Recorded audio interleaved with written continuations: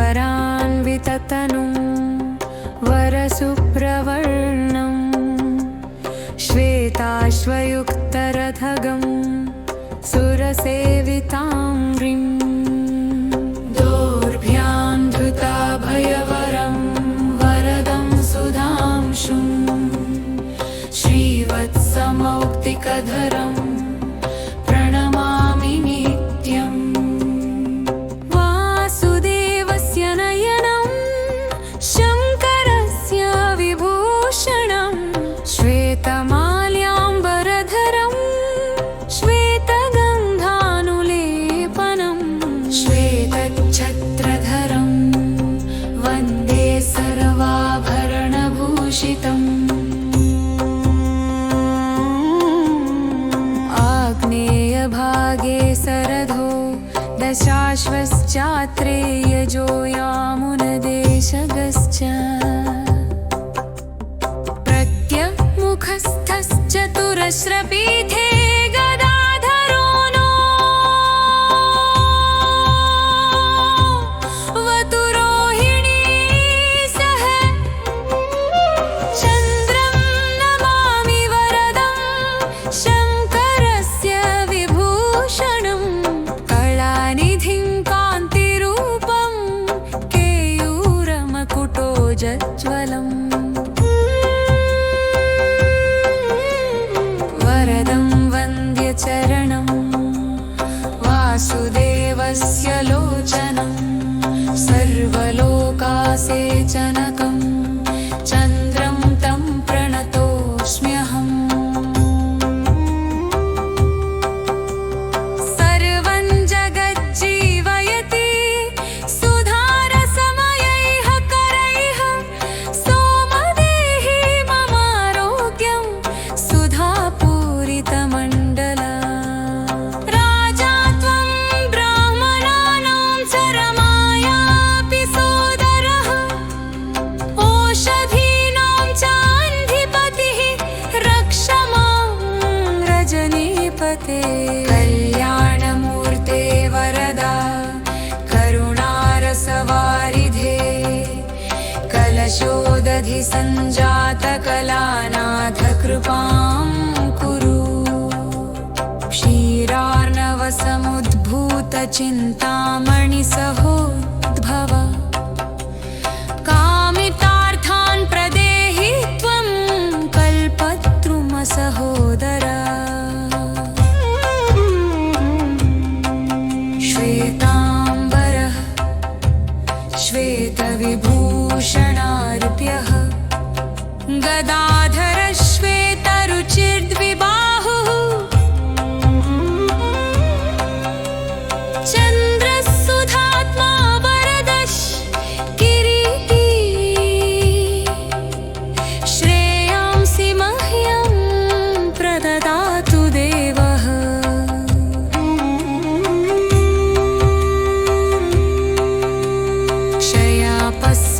क्षयापस्मारकुष्ठादि तापज्वरनिवारणं सर्वसम्पदमाप्नोति स्तोत्रपाठान्न संशयः।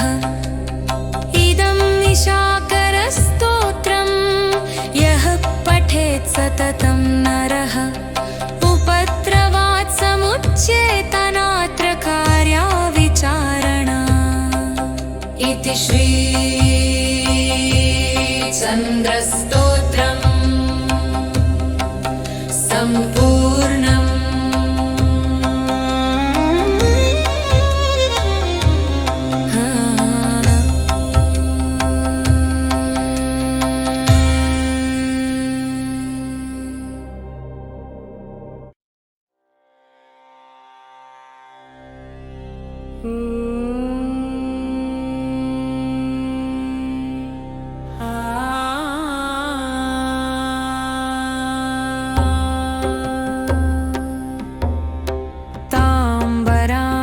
ततनुं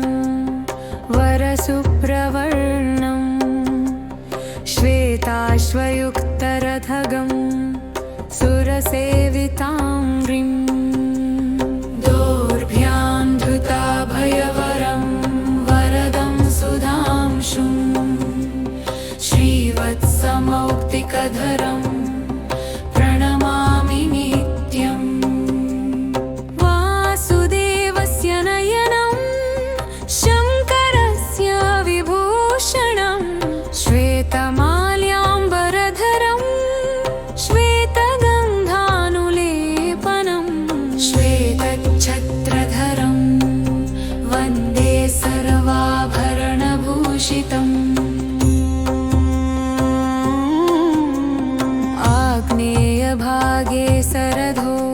दशाश्वश्चात्रेयजो यामुनदेशगश्च प्रत्यमुखस्थश्चतुरश्रपीठे गदाधरो नो वतुरोहिणी सह चन्द्रं नमामि वरदं शङ्करस्य विभूषणं कलानिधिं कान्तिरूपं केयूरमकुटोज्ज्वलम् वरदं वन्द्यचरणं वासुदेवस्य लोचनं सर्वलोकासेचनकं चन्द्रं तं प्रणतोऽस्म्यहम् सर्वं जगज्जीवयति सुधारसमयैः करैः सोमदेहि ममारोग्यं सुधापूरितमण्डला राजा त्वं ब्राह्मणानां चरमायापि सोदरः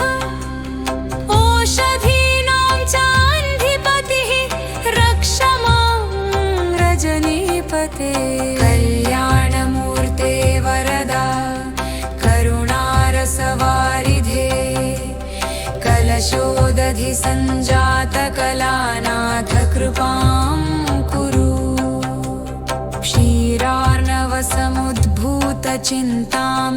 क्षीरार्णवसमुद्भूतचिन्तामणिसहोद्भव कामितार्थान् प्रदेहि त्वं कल्पतरुमसहोदरा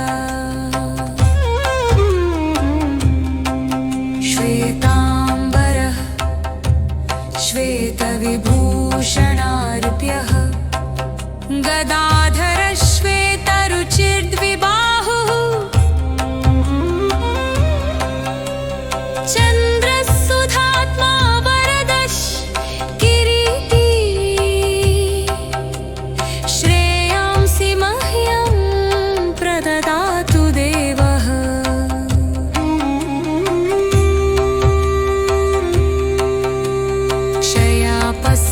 क्षयापस्मारकुष्ठादि तापज्वरनिवारणं सर्वसम्पदमाप्नोति स्तोत्रपाठान्न संशयः इदं निशाकरस्तोत्रं यः पठेत् सततं नरः उपद्रवात् समुच्येतनात्र कार्या विचारणा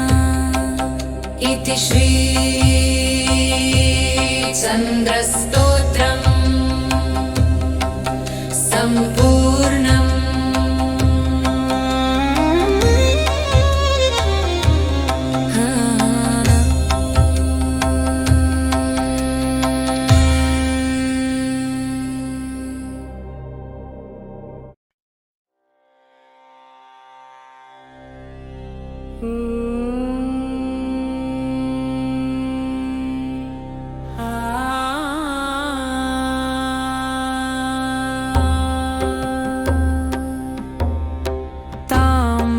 ताम्बरान्विततनुं वरसुप्रवर्णं श्वेताश्वयुक्तरथगं सुरसेवितां ह्रीं दोर्भ्यां धृताभयवरं वरदं सुधांशुं श्रीवत्समौक्तिकधरं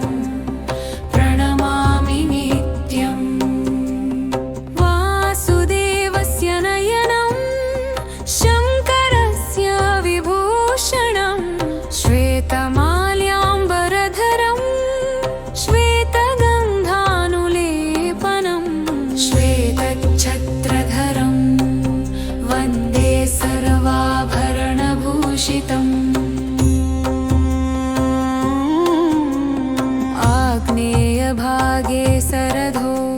दशाश्वश्चात्रेयजो यामुनदेशगश्च प्रत्यमुखस्थश्चतुरस्रपीठे गदाधरो नो वतुरोहिणी सह चन्द्रं नमामि वरदं शङ्करस्य विभूषणं कलानिधिं कान्तिरूपं केयूरमकुटोज्ज्वलम् वरदं वन्द्यचरणं वासुदेवस्य लोचनं सर्वलोकासेचनकं चन्द्रं तं प्रणतोऽस्म्यहम्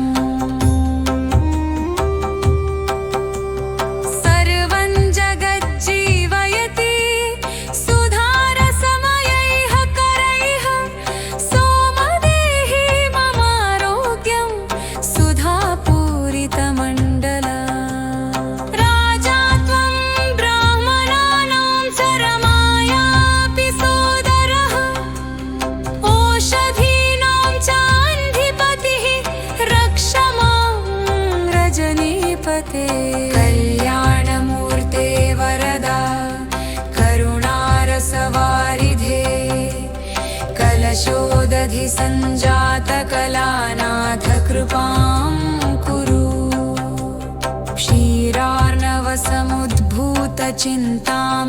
क्षीरार्णवसमुद्भूतचिन्तामणिसहोद्भव कामितार्थान् प्रदेहि त्वं कल्पतरुमसहोदर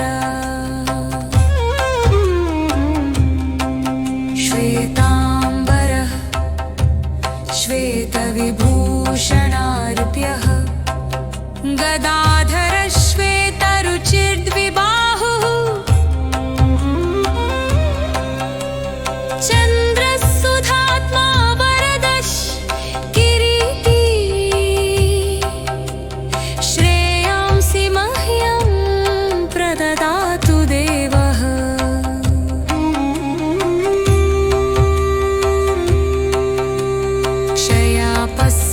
क्षयापस्मारकुष्ठादि तापज्वरनिवारणं सर्वसम्पदमाप्नोति स्तोत्रपाठान्न संशयः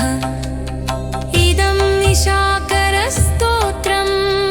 यः पठेत् सततं नरः उपद्रवात् समुच्येतनात्र कार्या विचारणा इति श्री चन्द्रस्तोत्रम्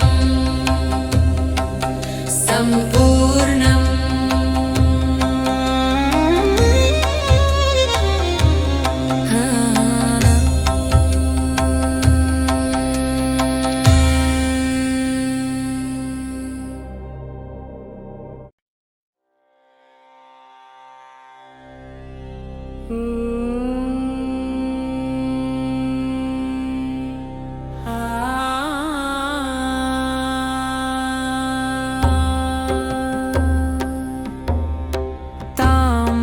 ताम्बरान्विततनुं वरसुप्रवर्णं श्वेताश्वयुक्तरथगं सुरसेविताङ्घ्रिं दोर्भ्यां धृताभयवरं वरदं सुधांशुं श्रीवत्समौक्तिकधरं प्रणमामि नित्यम् वासुदेवस्य नयनं शङ्करस्य विभूषणं श्वेतमाल्याम्बरधरं श्वेतगन्धानुलेपनं श्वेतच्छत्रधरं वन्दे सर्वाभरणभूषितम् आग्नेयभागे सरधो दशाश्वश्चात्रेयजो यामुनदेशगश्च प्रत्यमुखस्थश्चतुरस्रपीठे गदाधरो नो वतुरोहिणी सह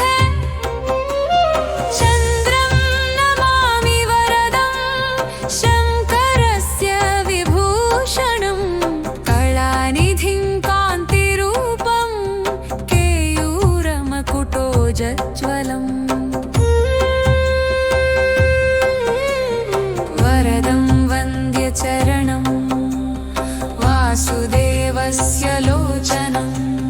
सर्वलोकासेचनकं चन्द्रं तं प्रणतोऽस्म्यहम् सर्वं जगज्जीवयति सुधारसमयैः करैः सोमदेहि ममारोग्यं सुधापूरितमण्डला राजा त्वं ब्राह्मणानां चरमायापि सोदरः ओषधीनां चाधिपतिः रक्ष मां रजनीपते कल्याणमूर्ते वरदा करुणारसवारिधे कलशोदधि सञ्जातकलानाथ कृपां कुरु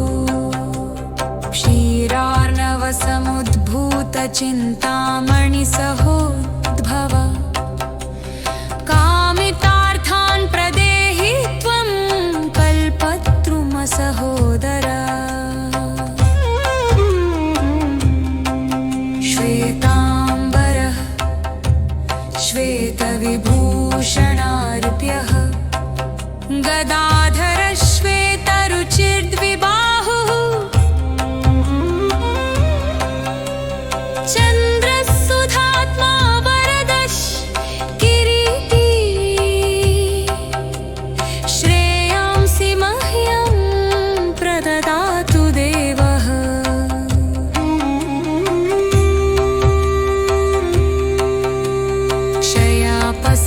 क्षयापस्मारकुष्ठादि तापज्वरनिवारणं सर्वसम्पदमाप्नोति स्तोत्रपाठान्न संशयः इदं निशाकरस्तोत्रं यः पठेत् सततं नरः उपद्रवात् समुच्येतनात्र कार्या विचारणा इति श्री चन्द्रस्तोत्रम् सम्पूर्णम्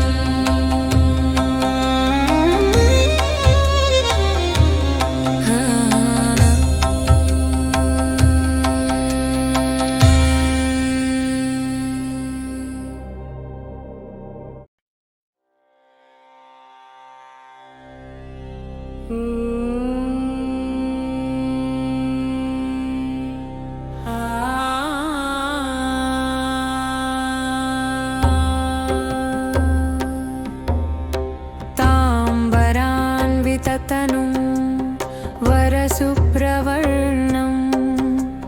श्वेताश्वयुक्तरथगं सुरसेविताङ्घ्रिं दोर्भ्यां धृताभयवरं वरदं सुधांशुं श्रीवत्समौक्तिकधरं प्रणमामि नित्यम् वासुदेवस्य नयनं शङ्करस्य विभूषणं श्वेतमाल्याम्बरधरं श्वेतगन्धानुलेपनं श्वेतच्छत्रधरं वन्दे सर्वाभरणभूषितम् आग्नेयभागे सरधो दशाश्वश्चात्रेयजो यामुनदेशगश्च प्रत्यमुखस्थश्चतुरस्रपीठे गदाधरो नो वतुरोहिणी सह चन्द्रं नमामि वरदं शङ्करस्य विभूषणं कलानिधिं कान्तिरूपं केयूरमकुटोज्ज्वलम् वरदं वन्द्यचरणं वासुदेवस्य लोचनं सर्वलोकासेचनकं चन्द्रं तं प्रणतोऽस्म्यहम् सर्वं जगज्जीवयति सुधारसमयैः करैः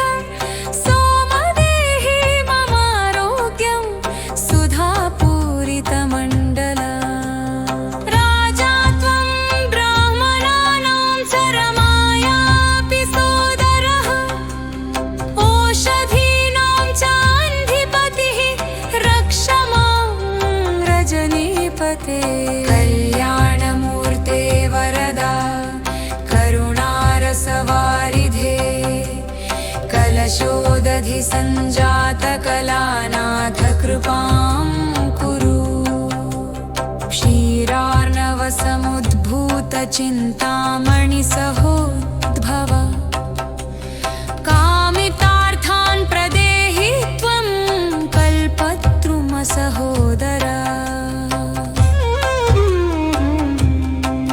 श्वेताम्बरः श्वेतविभूषणार्प्यः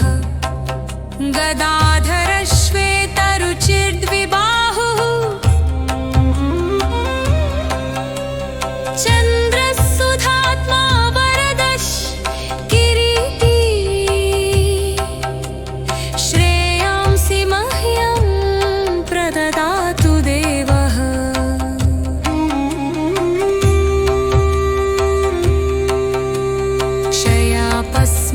क्षयापस्मारकुष्ठादि तापज्वरनिवारणं सर्वसम्पदमाप्नोति स्तोत्रपाठान्न संशयः इदं निशाकरस्तोत्रं यः पठेत् सततं नरः उपद्रवात् समुच्येतनात्र कार्या विचारणा इति श्री चन्द्रस्तोत्रम् सम्पूर्णम्।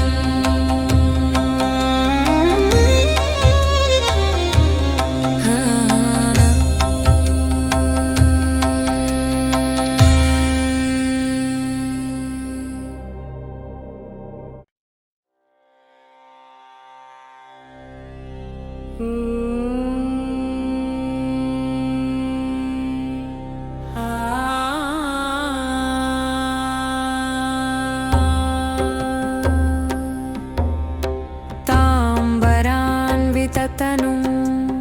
वरसुप्रवर्णं श्वेताश्वयुक्तरथगं सुरसेविताङ्घ्रिं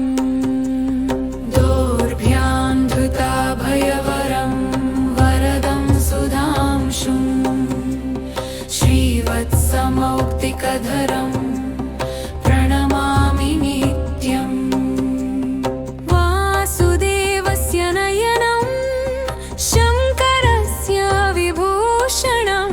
श्वेतमाल्याम्बरधरं श्वेतगन्धानुलेपनं श्वेतच्छत्रधरं वन्दे सर्वाभरणभूषितम्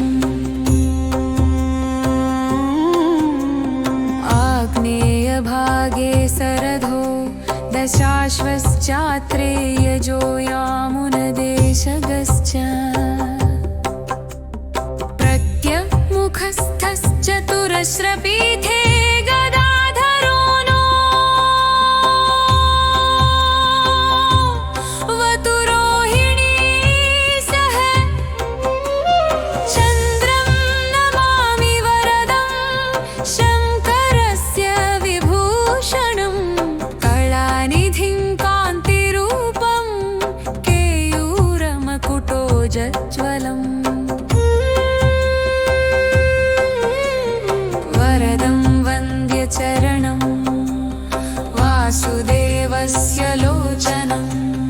सर्वलोकासेचनकं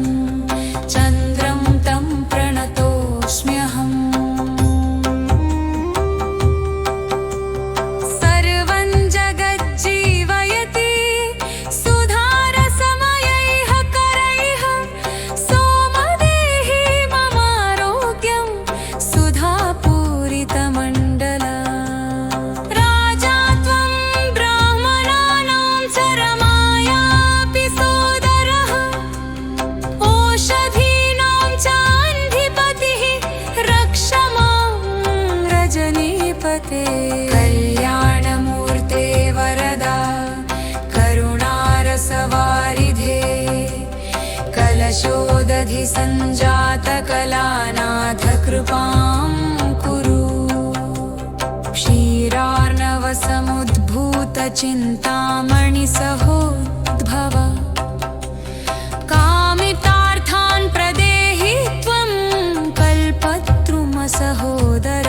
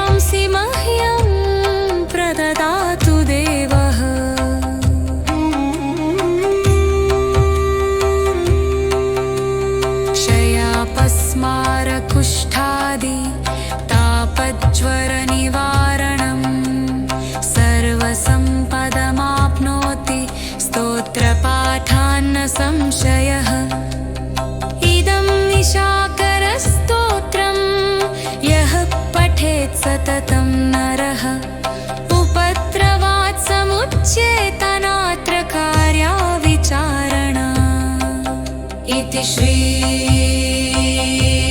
चन्द्रस्तोत्रम् सम्पूर्णम्।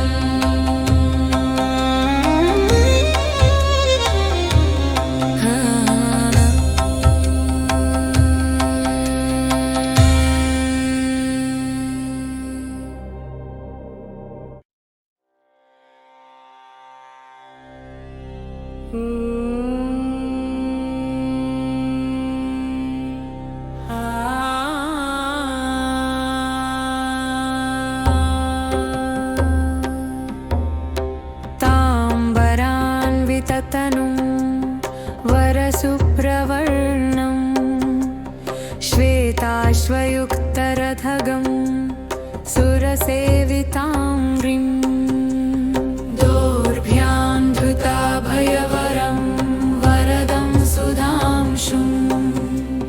श्रीवत्समौक्तिकधरं प्रणमामि नित्यम्। वासुदेवस्य नयनं शङ्करस्य विभूषणं श्वेतमाल्याम्बरधरं श्वेतगन्धानुलेपनं श्वेतच्छत्रधरं वन्दे सर्वाभरणभूषितम्। आग्नेयभागे सरधो दशाश्वश्चात्रेयजो यामुनदेशगश्च प्रत्यमुखस्थश्चतुरस्रपीठे गदाधरो नो वतुरोहिणी सह चन्द्रं नमामि वरदं शङ्करस्य विभूषणं कलानिधिं कान्तिरूपं केयूरमकुटोज्ज्वलम्। वरदं वन्द्यचरणं वासुदेवस्य लोचनं सर्वलोकासेचनकं चन्द्रं तं प्रणतोऽस्म्यहम्। सर्वं जगज्जीवयति सुधारसमयैः करैः सोमदेहि ममारोग्यं सुधापूरितमण्डल। राजा त्वं ब्राह्मणानां चरमायापि सोदरः ओषधीनां चाधिपतिः रक्ष मां रजनीपते। कल्याणमूर्ते वरदा करुणारसवारिधे कलशोदधिसञ्जातकलानाथ कृपां कुरु। क्षीरार्णवसमुद्भूतचिन्तामणिसहोद्भव कामितार्थान् प्रदेहि त्वं कल्पतरुमसहोदर। श्वेताम्बरः श्वेतविभूषणार्प्यः गदाधरः श्वेतरुचिर्द्विबाहुः चन्द्रः सुधात्मा वरदः किरीटी श्रेयांसि मह्यं प्रददातु देवः।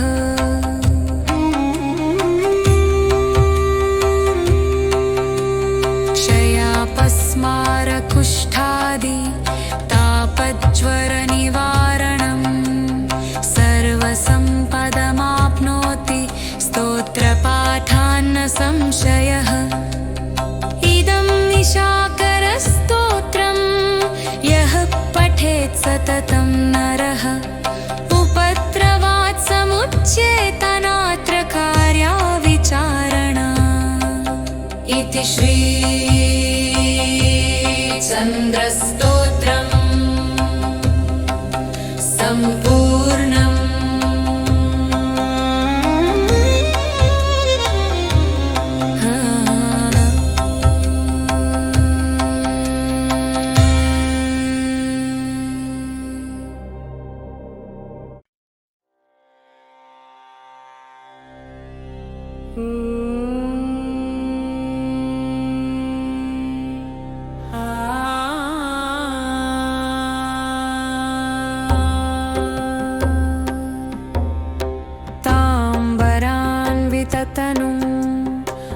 वरसुप्रवर्णं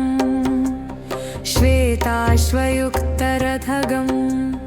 सुरसेविताङ्घ्रिं दोर्भ्यां धृताभयवरं वरदं सुधांशुं श्रीवत्समौक्तिकधरं प्रणमामि नित्यम् वासुदेवस्य नयनं शङ्करस्य विभूषणं श्वेतमाल्याम्बरधरं श्वेतगन्धानुलेपनं श्वेतच्छत्रधरं वन्दे सर्वाभरणभूषितम् आग्नेयभागे सरधो दशाश्वश्चात्रेयजो यामुनदेशगश्च प्रत्यमुखस्थश्चतुरस्रपीठे गदाधरो नो वतुरोहिणी सह चन्द्रं नमामि वरदं शङ्करस्य विभूषणं कलानिधिं कान्तिरूपं केयूरमकुटोज्ज्वलम् वरदं वन्द्यचरणं वासुदेवस्य लोचनं सर्वलोकासेचनकं चन्द्रं तं प्रणतोऽस्म्यहम् सर्वं जगज्जीवयति सुधारसमयैः करैः सोमदेहि ममारोग्यं सुधापूरितमण्डल राजा त्वं ब्राह्मणानां चरमायापि सोदरः ओषधीनां चाधिपतिः रक्ष मां रजनीपते कल्याणमूर्ते वरदा करुणारसवारिधे कलशोदधिसञ्जातकलानाथ कृपां कुरु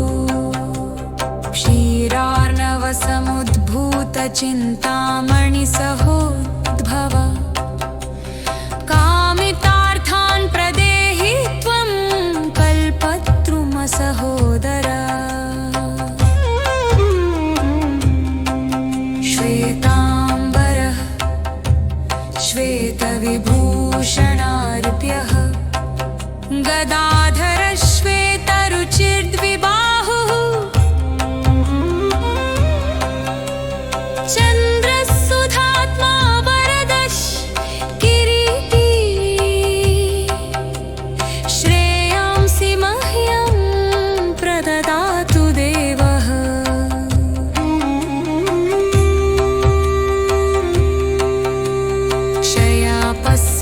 क्षयापस्मारकुष्ठादि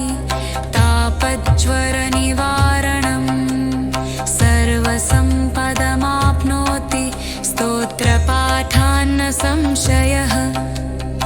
इदं निशाकरस्तोत्रं यः पठेत् सततं नरः उपद्रवात् समुच्येतनात्र कार्या विचारणा इति श्री चन्द्रस्तोत्रम् सम्पूर्णम्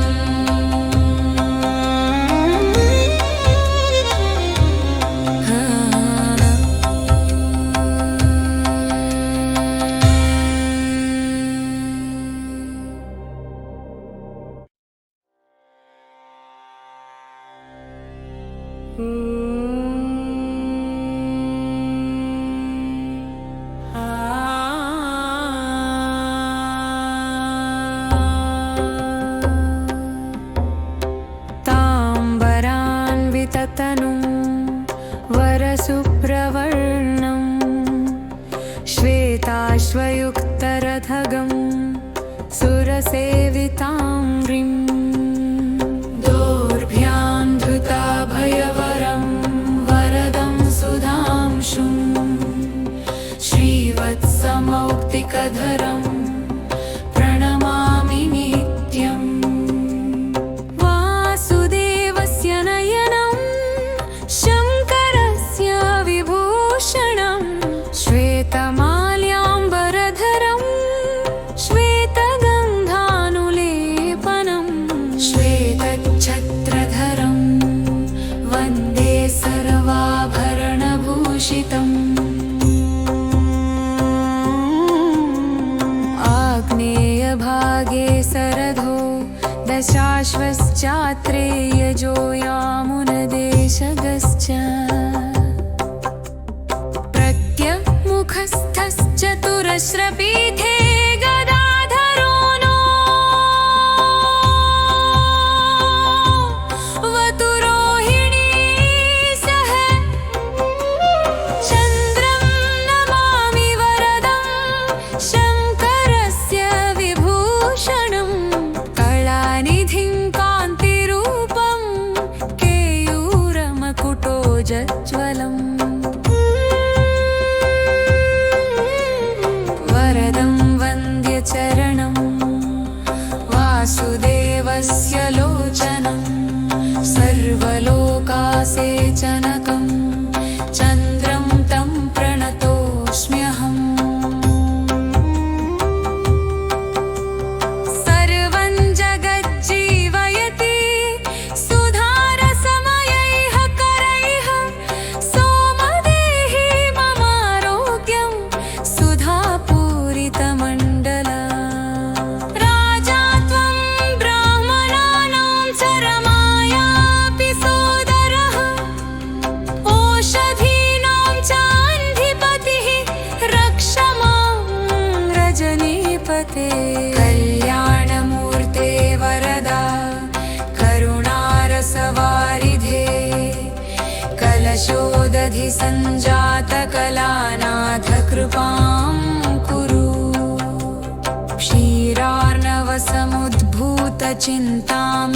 क्षीरार्णवसमुद्भूतचिन्तामणिसहोद्भव कामितार्थान् प्रदेहि त्वं कल्पद्रुमसहोदर श्वेताम्बरः श्वेतविभूषणार्प्यः गदाधर श्वेतरुचिर्द्विबाहुः चन्द्रसुधात्मा वरदश् किरीटी श्रेयांसि मह्यं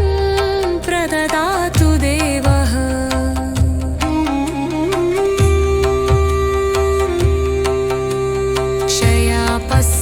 क्षयापस्मारकुष्ठादि तापज्वरनिवारणं सर्वसम्पदमाप्नोति स्तोत्रपाठान्न संशयः इदं निशाकरस्तोत्रं यः पठेत् सततं नरः उपद्रवात् समुच्येतनात्र कार्या विचारणा इति श्री चन्द्रस्तोत्रम् सम्पूर्णम्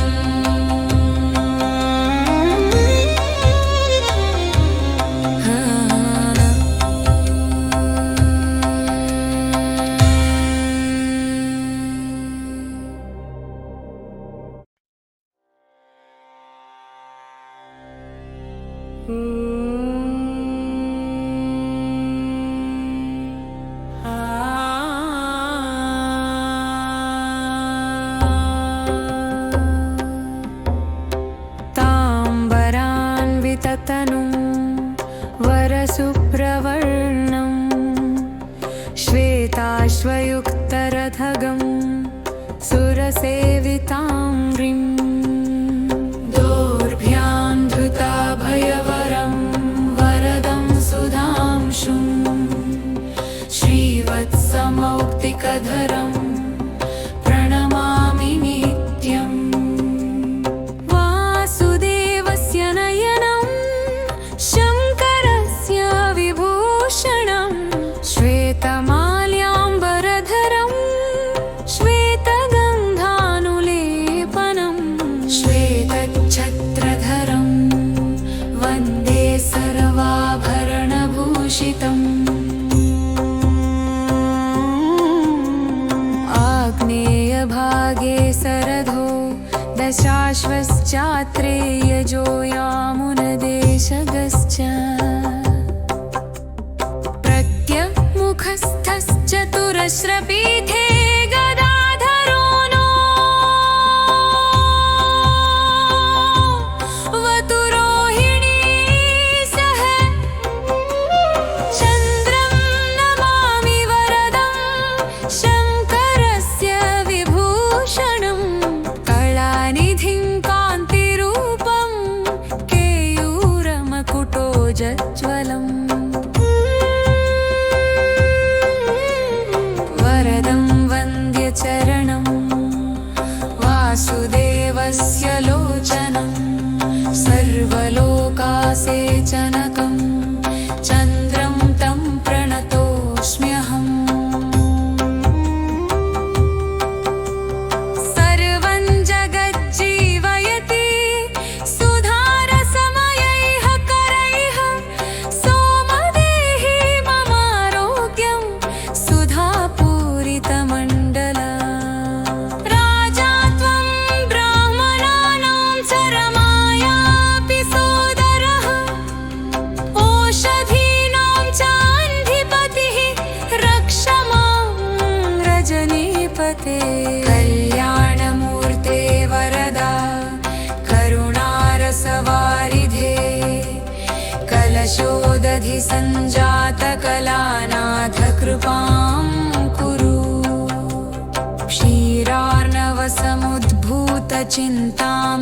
क्षीरार्णवसमुद्भूतचिन्तामणिसहोद्भव कामितार्थान् प्रदेहि त्वं कल्पत्रुमसहोदर श्वेताम्बरः श्वेतविभूषणार्प्यः गदाधरः श्वेतरुचिर्द्विबाहुः चन्द्रः सुधात्मा वरदः किरीटी श्रेयांसि मह्यं प्रददातु देवः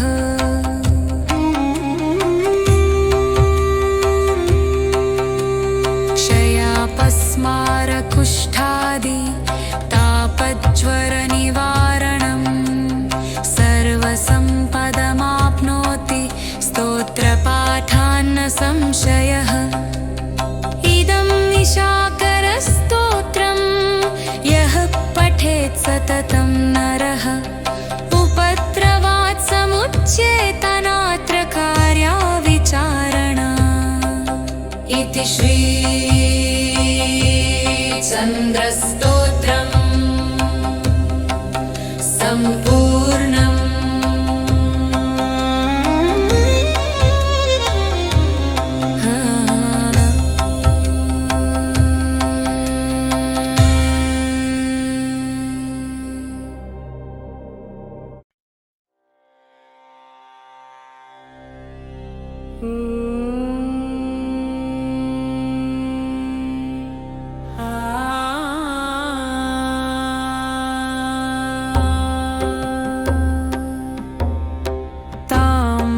ताम्बरान्विततनुं वरसुप्रवर्णं श्वेताश्वयुक्तरथगं सुरसेविताङ्घ्रिं दोर्भ्यां धृताभयवरं वरदं सुधांशुं श्रीवत्समौक्तिकधरं प्रणमामि नित्यम् वासुदेवस्य नयनं शङ्करस्य विभूषणं श्वेतमाल्याम्बरधरं श्वेतगन्धानुलेपनं श्वेतच्छत्रधरं वन्दे सर्वाभरणभूषितम्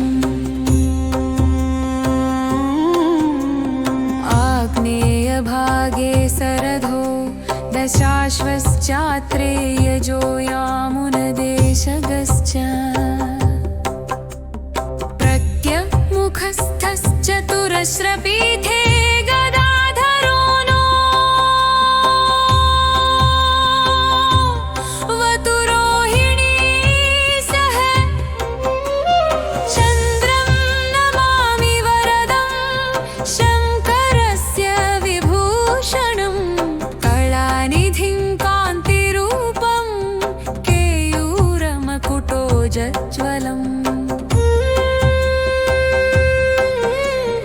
वरदं वन्द्यचरणं वासुदेवस्य लोचनं सर्वलोकासेचनकं चन्द्रं तं प्रणतोऽस्म्यहम् सर्वं जगज्जीवयति सुधारसमयैः करैः सोमदेहि ममारोग्यं सुधापूरितमण्डल राजा त्वं ब्राह्मणानां चरमायापि सोदरः ओषधीनां चाधिपतिः रक्ष मां रजनीपते कल्याणमूर्ते वरदा करुणारसवारिधे कलशोदधि सञ्जातकलानाथ कृपां कुरु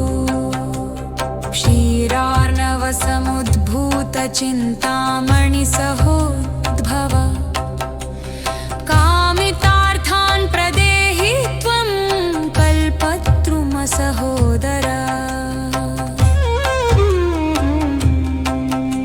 श्वेताम्बरः श्वेतविभूषणार्प्यः गदाधरः श्वेतरुचिर्द्विबाहुः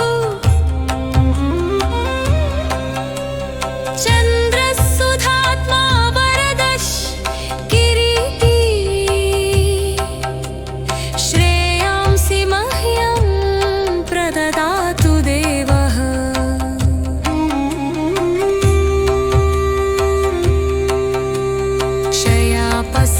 क्षयापस्मारकुष्ठादि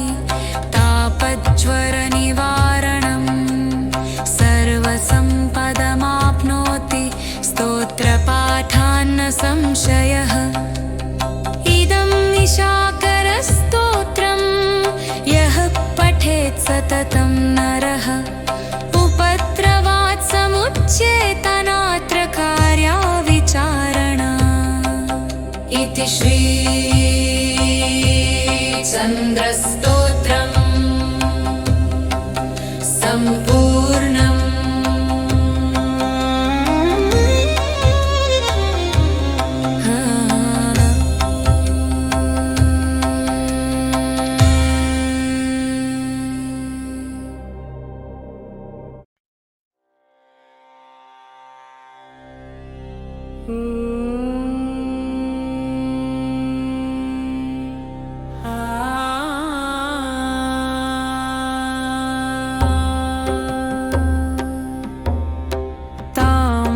ताम्बरान्विततनुं वरसुप्रवर्णं श्वेताश्वयुक्तरथगं सुरसेविताङ्घ्रिं दोर्भ्यां धृताभयवरं वरदं सुधांशुं श्रीवत्समौक्तिकधरं प्रणमामि नित्यम् वासुदेवस्य नयनं शङ्करस्य विभूषणं श्वेतमाल्याम्बरधरं श्वेतगन्धानुलेपनं श्वेतच्छत्रधरं वन्दे सर्वाभरणभूषितम् आग्नेयभागे सरधो दशाश्वश्चात्रेयजो यामुनदेशगश्च प्रत्यमुखस्थश्चतुरस्रपीठे गदाधरो नो वतुरोहिणी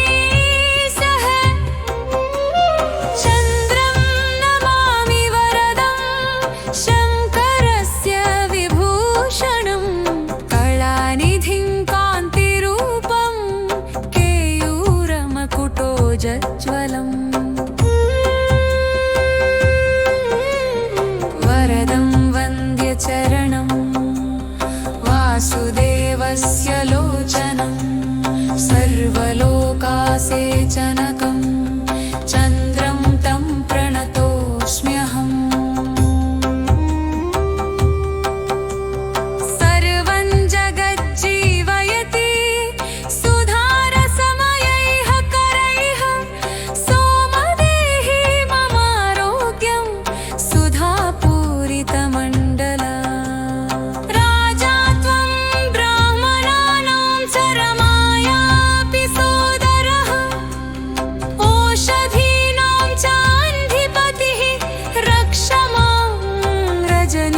पते कल्याणमूर्ते वरदा करुणारसवारिधे कलशोदधि सञ्जातकलानाथ कृपां कुरु क्षीरार्णवसमुद्भूतचिन्तामणिसहोद्भव कामितार्थान् प्रदेहि त्वं कल्पतरुमसहोदरा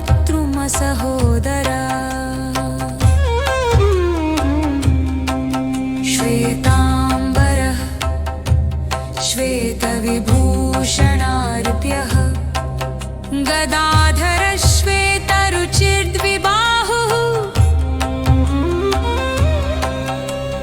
चन्द्रः सुधात्मा वरदः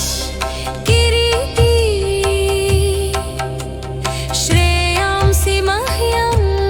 प्रददातु देवः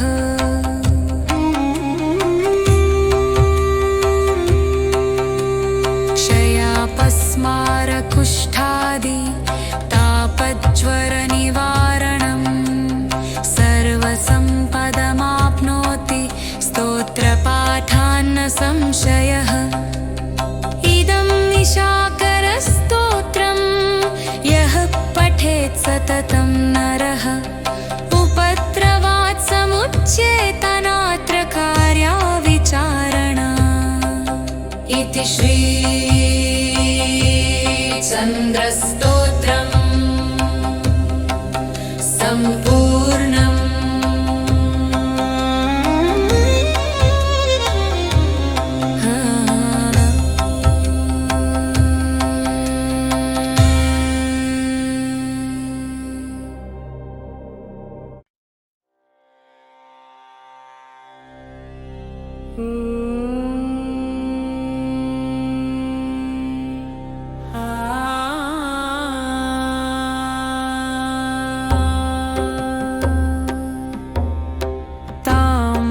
ताम्बरान्विततनुं वरसुप्रवर्णं श्वेताश्वयुक्तरथगं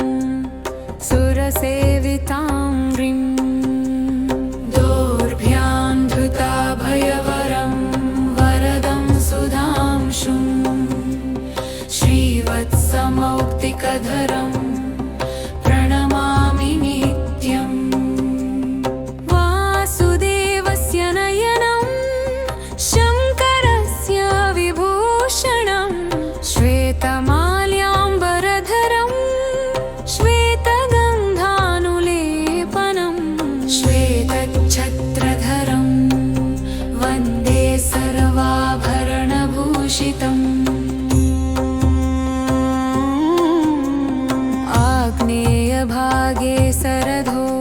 दशाश्वश्चात्रेयजो यामुनदेशगश्च प्रत्यमुखस्थश्चतुरस्रपीठे गदाधरो नो वतुरोहिणी सह चन्द्रं नमामि वरदं शङ्करस्य विभूषणं कलानिधिं कान्तिरूपं केयूरमकुटोज्ज्वलम् वरदं वन्द्यचरणं वासुदेवस्य लोचनं सर्वलोकासेचनकं चन्द्रं तं प्रणतोऽस्म्यहम् सर्वं जगज्जीवयति सुधारसमयैः करैः सोमदेहि ममारोग्यं सुधापूरितमण्डला राजा त्वं ब्राह्मणानां चरमायापि सोदरः ओषधीनां चाधिपतिः रक्ष मां रजनीपते कल्याणमूर्ते वरदा करुणारसवारिधे कलशोदधि सञ्जातकलानाथ कृपां कुरु क्षीरार्णवसमुद्भूत चिन्तामणिसहोद्भव कामितार्थान् प्रदेहि त्वं कल्पद्रुमसहोदरा